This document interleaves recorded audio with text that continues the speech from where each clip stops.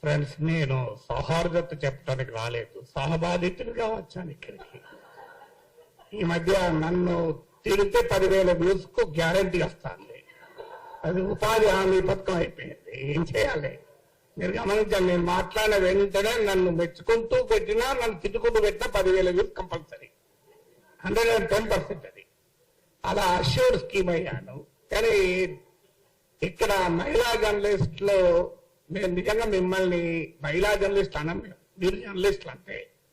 మీరేం ప్రత్యేకంగా మహిళా జర్నలిస్టులు పురుష జర్నలిస్టులు ఉండరు. జర్నలిజం అయితే మా మీద దాడిని భరించగలుగుతాం, మీ మీద దాడిని మేమే భరించలేము. అందులో మీరు భరించి ఇంత ధైర్యంగా మాట్లాడుతున్నారంటే మొదటి విజయం మనం సాధించినట్లే. ఎందుకని వాళ్ళు ట్రోలింగ్ చేస్తున్నాడు? ఒక తులసి, ఒక వనజ, ఒక విప్లవశ్రీ, ఒక ఆస్మా, ఒక శ్రీనిధి ఇక మాట్లాడొద్దు అనేది వాడి ఉద్దేశం. మేము బహిరంగ నెట్టిక బిగ్గరగా మాట్లాడతాం, ఏం చేసుకుంటే చేసుకోపో అన్నాం. సో ఇది మొదటి విజయం. ఇప్పుడు మనం చర్చించాల్సింది what is to be done.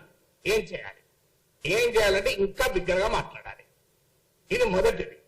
ఎంత బిగ్గరగా మాట్లాడాలి? వాడు నిలబడేలా మాట్లాడాలి. ఎంతకాలం మాట్లాడుతుంటా ట్రోలింగ్ చేస్తాడు, ఎప్పుడోసారి ఓపిక నశిస్తాడు కదా. ఫార్చునేట్లీ మనలాంటి పెరుగుతున్న కొద్దీ వాడికి టైం కూడా సరిపోదు, డిస్ట్రిబ్యూట్ అవుతుంది. క్షేత్రగణితం, మెన్సురేషన్. నలుగురు ఉన్నప్పుడు వాళ్ళందరూ నలుగురు మీద పడతారు. 40 మంది అయితే 40 మంది మీద పడతారు. 400 అయ్యారనుకోండి, మనం డిస్ట్రిబ్యూట్ అయిపోయి మన మీద ఆడు తగ్గుతుంది. అందువల్ల మనం మరింత ఎక్కువ మందిని సృష్టించే పని మనం చేయాలి. అందుకు మీరు నిజంగా మిమ్మల్ని అభినందిస్తున్నాం, ఎందుకంటే మీరు ధైర్యంగా ఉండడం. డిఆర్ మంకేకర్ అనే గొప్ప సంపాదకులు నో మై సన్ నెవర్ అని జర్నలిజంలోకి వచ్చే కొడుకును ఉద్దేశించి ఆ రోజుల్లో బుక్ రాశాడు. కానీ ఆ రోజుల్లో జర్నలిస్టుల స్థితిగతుల గురించి ఆలోచించి రాశాడు, ఈ ట్రోలింగ్ కాదు. సో ఈ రోజు ట్రోలింగ్ చూసి కూడా నో మై డాటర్ నెవర్ అనే దశ వచ్చింది. ఎస్ మై సిస్టర్ ఆల్వేస్ అని చెప్పాలి. అలా మనము వందలాది మంది జర్నలిస్టులను తయారు చేయడం వల్ల ట్రోలింగ్ ను ఆపడం కాదు, ట్రోలింగ్ విల్ బికమ్ కాస్ట్లీ. ఎందుకంటే మనం 500 మంది ట్రోల్ చేయాలని వాడు ఎక్కువ మంది పెట్టుకోవాలి. దీన్నే ఇప్పుడు అసిమెట్రిక్ వార్ఫేర్ అంటారు. ఇరాన్ వాడు సాధించింది అదే కదా. ఇంపోజ్ కాస్ట్ అని చెప్పి వాడి ఖర్చు పెరగాలి, వాడి పని పెరగాలి, అప్పుడు వాడు ఎక్కడో కానీ ఆగుతాడు. సో అందువల్ల మనం ఎక్కువ మంది జర్నలిస్టులను సృష్టించడం రెండవ పని కావాలి. మూడవ పని ఏంటంటే దీనికి క్విక్ సొల్యూషన్స్ లేవు ఫ్రెండ్స్. నా రిక్వెస్ట్ ఏంటంటే ఇక్కడ ఉన్న చాలా మంది పెద్దలు ఉన్నారు, రామచంద్రమూర్తి గారు, శ్రీనివాస్ గారు, నారాయణ గారు, మీరు ఇనిషియేటివ్ తీసుకోవాలని నా విజ్ఞప్తి. మీరు ప్రతి రాజకీయ పార్టీ అగ్రనాయకుని 2 తెలుగు రాష్ట్రాల నాయకుల దగ్గరికి వెళ్ళి మా మీద నాగేశ్వరం మీద జరిగే ట్రోల్ గురించి మాట్లాడకండి, అది ఈజీగా డిఫెండ్ చేసుకుంటారు. ఇక్కడ మహిళా జర్నలిస్టుల మీద జరిగే ట్రోలింగ్ గురించి మాట్లాడండి, వాడు డిఫెండ్ చేసుకోలేడు. It just not possible. ఇప్పుడు ఇక్కడ వాళ్ళ మీద జరిగిన దాడిని వాడు సభ్య సమాజం ఎవడు డిఫెండ్ చేసుకోలేడు. సో అందువల్ల నాగేశ్వరం మీద జరిగే దాడి గురించి అసలే మాట్లాడకండి, వాడు డిఫెండ్ చేసుకుంటాడు.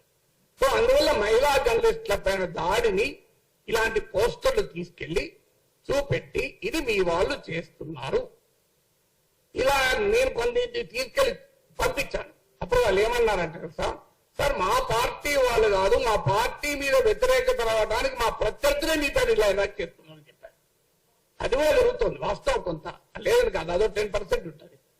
సో అందువల్ల అన్ని రాజకీయ పార్టీలు, 2 తెలుగు రాష్ట్రాల్లో ఉన్న రాజకీయ పార్టీల నాయకులు, తెలంగాణ వాళ్ళు, ఆంధ్రప్రదేశ్ నాయకులు కూడా హైదరాబాద్ లో ఉంటారు వీకెండ్ కనుక కలవడం కూడా సులభమే. అందరినీ కలిసి ఇంకో ఉమెన్ జర్నలిస్టుల పైన ఇలా ట్రోల్ చేస్తున్నారు. ఇది శాంపుల్ మాత్రమే, మీరేమంటారు అని అడగాలి. ఇది మొదటిగా మనము చేయాల్సిన మొదటి పని. ఇది అన్ని పార్టీలు తరతమ తేడా లేకుండా అన్ని రాజకీయ పార్టీలను కలవాలి. ఆ తర్వాత ఏం చేయాలి? 4వ సొల్యూషన్, ఇలాంటి ఒక రౌండ్ టేబుల్ పెట్టి అన్ని పార్టీల నాయకులను పిలిచి వాళ్ళ ముందర చర్చ పెట్టాలి. సో వాళ్ళు ఎంత లోపల ఈ పని చేయించినా బయట వచ్చి సమర్థించుకోరు, ఇంపాసిబుల్.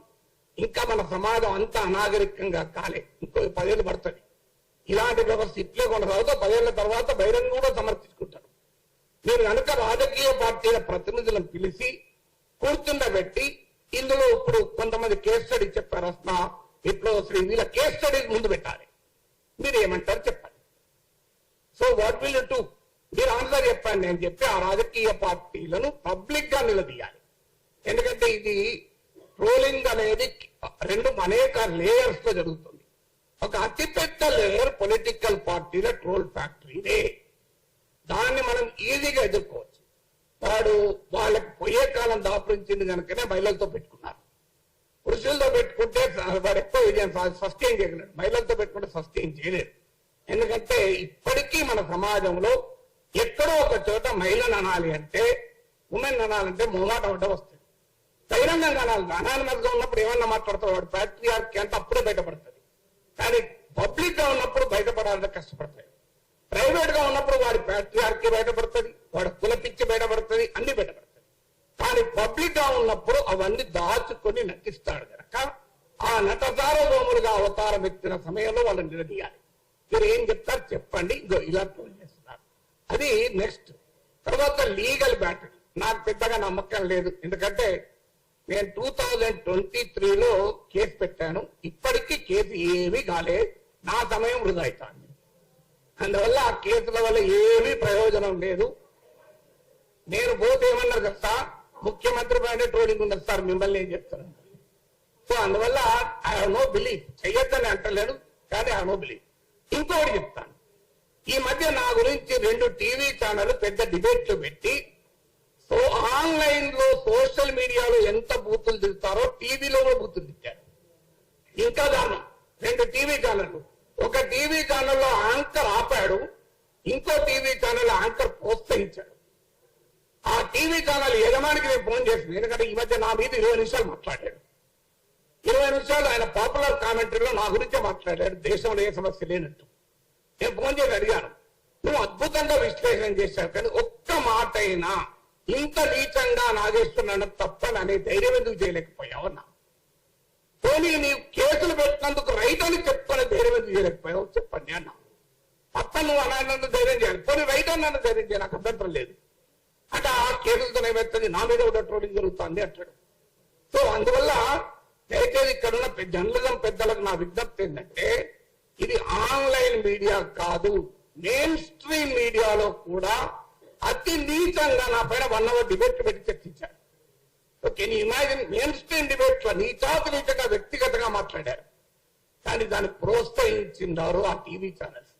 సో ఈ దూరం నాతో మొదలైంది. మీరు చూడండి, భవిష్యత్తులో ఈ టీవీ ఛానళ్లు కూడా ఆ ట్రోల్ ఆర్మీల ఎక్స్టెన్షన్లే. మనందరికీ తెలుసు ఈ ట్రోల్ ఆర్మీలను ఏ రాజకీయ పార్టీలు పోషిస్తున్నాయో ఆ టీవీ ఛానళ్లను కూడా అవే రాజకీయ పార్టీలు పోషిస్తుంది. ఇందులో అనుమానం లేదు. అందువల్ల వాళ్ళు కూడా అదే పని చేస్తున్నారు. అందువల్ల వారి యాజమాన్యాల పైన కూడా ఒత్తిడి తేవాలి. డిబేట్ పెట్టండి. ఎవరన్నా మేమన్న మాటలు ఖండిస్తున్నది, ఇది ఎంతన్నా డిబేట్ పెట్టండి. కానీ మీకు ఎవరిచ్చారు అధికారం నీచంగా వ్యక్తిగతంగా మాట్లాడటానికి? కనీసం ఆ డీసెన్సీ అన్న టీవీ ఛానల్ పాటించాలి కదా, అట్లీస్ట్ మెయిన్ స్ట్రీమ్ మీడియా అన్న పాటించాలి కదా. పోనీ ఆన్లైన్ అంటే అనానిమస్, వాడు ఎవరో తెలియదు. కానీ టీవీ ఛానల్ తెలుసు కదా మనకు. వాళ్ళు నాతో కూడా డిబేట్లు పెట్టిన యాంకర్లే కదా. మళ్ళీ విచిత్రం ఏంటంటే, మరి ఎలా మాట్లాడాలి? వాళ్ళు రాజకీయ పార్టీ అధికార ప్రతినిధులను పిలిపించి ఆ అధికార ప్రతినిధుల చేత నీచంగా తిట్టిస్తున్నారే. ఈ టీవీ ఛానల్ కన్నా సిగ్గుండాలి కదా. సో ఎందుకు ఈ మాట చెప్తున్నా అంటే, మెయిన్ స్ట్రీమ్ మీడియాలో కూడా ఈ ట్రోలింగ్ ఎగబాకుతోంది. ఈ ధోరణి రాబోయే కాలంలో మరింత ప్రమాదకరంగా మారుతుంది. ఎందుకంటే ఇక నెక్స్ట్ ఏం చేయాలి, ఇవన్నీ మనం what is to be done అనే దాంట్లో ఏం చేయాలి అంటే, సమాజానికి sunlight is the best disinfectant అన్న సుప్రీంకోర్టు. అంటే మనం ఇంకా ఎక్కువ మాట్లాడడం వల్ల మాత్రమే. ఓ తత్వవేత్త అంటాడు, నిలబడితే నీవు నిలబడే పద్ధతి విస్తారమైన సమాజాన్ని మన వెనకాల నడిపించుకోవడమే.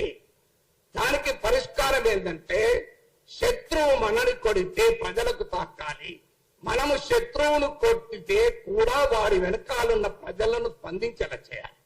అందువల్ల ప్రజా సమస్యల పైన మరింత ఎక్కువగా మాట్లాడితే వద్దన్నా వాళ్ళే మనకు రక్షణకు వస్తారు. నువ్వు నన్ను ట్రోల్ చేస్తావు, నేను విశాఖ స్టీల్ ప్లాంట్ కార్మికుల తరఫున మాట్లాడినా, వాళ్ళు చూసుకుంటారు. నువ్వు నన్ను ట్రోల్ చేస్తావు, నేను పొగాకు రైతుల పక్షాన మాట్లాడినా, ట్రోల్ చేసి చూసుకో, వాళ్ళు చూసుకుంటారు. నువ్వు ట్రోల్ చేస్తావు, నేను ఆత్మ రైతుల పక్షాన మాట్లాడినా, నీవు ట్రోల్ చేస్తావు, నేను తెలంగాణ పోలీసులకు ఉద్యోగాల కొరకు బాధపడుతున్న నిరుద్యోగుల గురించి మాట్లాడతా. ఏం చేస్తావో చూడండి. అందువల్ల నేను ఈ మధ్య పనిగట్టుకుని ఇదివరకన్నా ఎక్కువగా ఎక్కడ ప్రజా సమస్య ఉందో జల్లడ పట్టి వెతికి వాళ్ళ గురించి ఎక్కువ మాట్లాడుతున్నా. ఎందుకంటే అల్టిమేట్ గా ప్రజలే మన కవచము, అది గుర్తుపెట్టుకుందాం. సో అందువల్ల మరింతగా ప్రజా పక్షాన విస్తారమైన జనం సమస్యలు మనం తీసుకొని జనం భుజాల మీద తుపాకీ పెట్టి మనను వాడు ట్రోల్స్ భుజాల మీద తుపాకి మనం కాలుస్తున్నారు కదా, మేము జనం భుజాల మీద తుపాకి పెట్టి మీ సంగతి చెప్తాం. అప్పుడు ఏమంటారో చూడండి, మీరు మమ్మల్ని కొడతానంటే ఆ ప్రజలే మా రక్షణకు వస్తారు. అది మన అనుభవం అందరిది కూడా. అందువల్ల ఇలా మనం ఆలోచించాల్సింది ఏంటంటే తత్వవేత్తలు సమాజాన్ని పరిపరి విధాలు నిర్వచించారు. ఈ ట్రోలింగ్ గురించి 100 రకాలుగా చెప్పగలిగే సామర్థ్యం ఉన్నవాళ్ళు, అనుభవం ఉన్నవాళ్ళు ఇక్కడ చాలా మంది ఉన్నారు. Let us find a solution. అందువల్ల కొన్ని సొల్యూషన్, ఎవరి దగ్గర పర్మనెంట్ సొల్యూషన్ లేదు. సుప్రీంకోర్టు మాట అంటది, హేట్ కు పరిష్కారం ఏంటంటే ఫ్రెటర్నిటీ అమౌంట్ సిటిజన్స్ అని సుప్రీంకోర్టు తీర్పులో చెప్పింది. ఇవాళ మీరు పెట్టింది సరిగ్గా అదే పని. Fraternity amount fellow journalist will always be a solution. అందువల్ల నా అపీల్ ఏంటంటే హైదరాబాద్ ప్రెస్ క్లబ్ నా అపీల్, మీరు ఇనిషియేటివ్ తీసుకొని రాజకీయ పార్టీల నాయకుల్ని ప్రముఖుల్ని పిలిచి, వాళ్ళు ఏదో బచ్చగాలను పంపిస్తారు, అలా కాకుండా పెద్దవాళ్ళను పిలిపించి ఈ ఉమెన్ జర్నలిస్టులు పడ్డ కష్టాలను వాళ్ళ ముందు పెట్టి మీరు ఏం మాట్లాడుతూ పిలిపించి సభ్య సమాజం ముందు ఎక్స్పోజ్ చేద్దాం, ఇంకొన్ని ఆలోచనలు చేద్దాం. It is only A beginning. నా రిక్వెస్ట్ ఏంటంటే ఈ యుద్ధంలో మనం పొరపాటున కూడా భాష మారద్దు, మాట మారద్దు. మనను ఎదుటివాడిని నుంచి దూరం చేసే, ఏలియనేట్ చేసే ప్రయత్నాలు కూడా జరుగుతాయి. వాటి మధ్య అప్రమత్తంగా ఉంటూ ఈ ధర్మ పోరాటం అంటే రాంగ్ మీనింగ్లు వస్తాయి. ఈ ధర్మ యుద్ధాన్ని మనం మొదలు పెడదాం. ఖచ్చితంగా మీ వెంటాల మేముంటాం. ఒకటే దీనికి పరిష్కారం, మీరు ఒక్కడు ట్రోల్ చేస్తే మేము ఇంకా 100 సార్లు మాట్లాడతాం.